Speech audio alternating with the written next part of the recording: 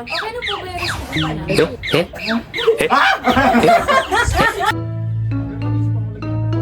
Ang kwento ng ating letter sender ay binigyang kulay ni Jai Cañete sa direksyon ni Bea Uri. Muling abangan ang mga kwento ng pag-ibig, buhay at pag-asa. Sige, manonood na naman ako ako eh. Sige pa, para ano? Para 4, 5, 6, 7, 8, 9, 10, 11, 12, 13, 14, 1, 2, 3, Kailan yung ano, yung mag-release? 1, 2, 3, 4, 5, 6, 7, 8, 1, 2, 3, 1, 2, 3, 4.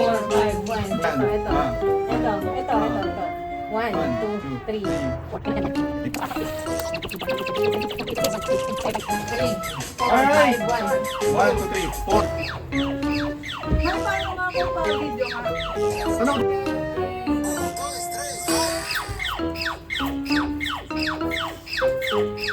Four, three, two, one. 1, 2, 3, 4, 5, 1, 2, 3, 4, 5, 1, 2. Parang mas magaling yung una. Hindi talaga yung sound.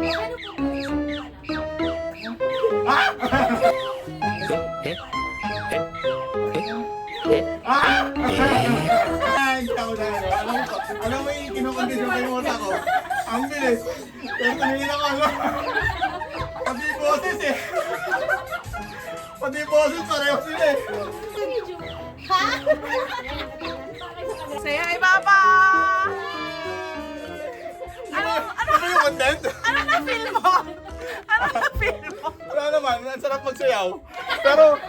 Pero kanina nung pumasok na to, napadalawang tingin ako eh. Pero alam ko may kakambal naman kasi siya. So hindi ako masyadong mali. Hindi ako na-spook masyado. Pero yung tingin mo Oo. Ha? Kakambal po niya. Si Myra B, Myra C. So...